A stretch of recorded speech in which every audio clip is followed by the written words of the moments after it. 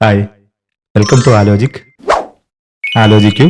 കള്ളം പറയാറുണ്ടോ നിങ്ങൾ? ആരും വേദനിപ്പിക്കാതെ, വഞ്ചിക്കാതെ, വിഷമിപ്പിക്കാതെ ജീവിക്കാൻ ശ്രമിക്കുന്ന ഒരാളാണോ നിങ്ങൾ? അത് സാധ്യമാണോ? എത്രത്തോളം സാധ്യമാണ്? കള്ളം പറയുന്നത് ഒരു മോശം കാര്യമാവുന്നത് എങ്ങനെയാണ്? ഒരാളെ പറ്റിക്കുന്നത് ഒരു മോശം കാര്യമാവുന്നത് എങ്ങനെ? അല്ലെങ്കിൽ ഈ മൊറാലിറ്റി, സാമാന്യ മര്യാദകൾ ഉണ്ടാവുന്ന എവിടുന്നാണ്? ആരാണ് ഉണ്ടാക്കിയത്? ചെറിയൊരു കള്ളമൊക്കെ പറയുമ്പോൾ, വെറുതെ ഒരാളെ പറ്റിക്കുമ്പോൾ ഒരു ചെറിയ സന്തോഷവും ഒരു രസമൊക്കെ തോന്നാറില്ലേ? ആത്മാർത്ഥമായിട്ട് പറയുവാണെങ്കിൽ പണ്ട് മുതലും നമ്മൾ ഇതൊക്കെ ആസ്വദിച്ചിട്ടുണ്ടായിരുന്നില്ലേ? ഇപ്പൊ പ്രാങ്ക് ചെയ്യുന്ന ഒരു ചാനൽ നടത്തുന്ന കള്ളം പറഞ്ഞ് കുറച്ചു നേരത്തേക്കെങ്കിലും അവരെ പരിഭ്രാന്തരാക്കുന്ന പല തമാശകളും കണ്ട് നമ്മളും ആസ്വദിക്കാറില്ലേ? ഇതൊക്കെ ചിലപ്പോൾ നമ്മളും ചെയ്യാറില്ലേ? അതുപോലെ ഒളിഞ്ഞു നോക്ക് നല്ല രസമുള്ളൊരു കാര്യമല്ലേ? പക്ഷെ ഒളിഞ്ഞു നോട്ടം മോശമാണ് താനും. ഇവിടെയാണ് നിയമങ്ങൾ ഉണ്ടാവുന്നത്, മൊറാലിറ്റികൾ ഉണ്ടാവുന്നത്. ലളിതമായി പറഞ്ഞാൽ, ഒളിഞ്ഞു നോക്കുമ്പോൾ എനിക്ക് കിട്ടുന്ന സുഖത്തിനേക്കാൾ വേദനാജനകമാണ് എന്നെ ആരെങ്കിലും ഒളിഞ്ഞു നോക്കുമ്പോൾ ഉണ്ടാവുന്നത് എന്ന തിരിച്ചറിവല്ലേ ഒളിഞ്ഞു നോട്ടം മോശമാക്കിയത്. കള്ളം പറയുമ്പോൾ, ചെറിയ ചെറിയ പറ്റിക്കലൊക്കെ നടത്തുമ്പോൾ കിട്ടുന്ന ആത്മനിർവൃതിയേക്കാൾ അങ്ങേയറ്റം വേദനാജനകമാണ് എന്നെ ആരെങ്കിലും പറ്റിച്ചോ എന്നുള്ള തിരിച്ചറിവ്, എന്നോട് ആരെങ്കിലും കള്ളം പറഞ്ഞു എന്നുള്ള തിരിച്ചറിവ്. അതല്ലേ ഈ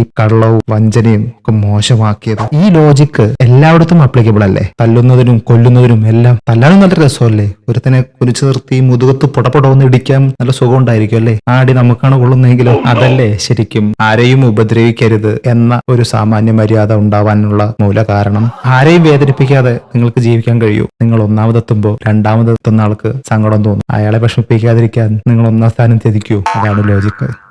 ആലോചിക്കൂ.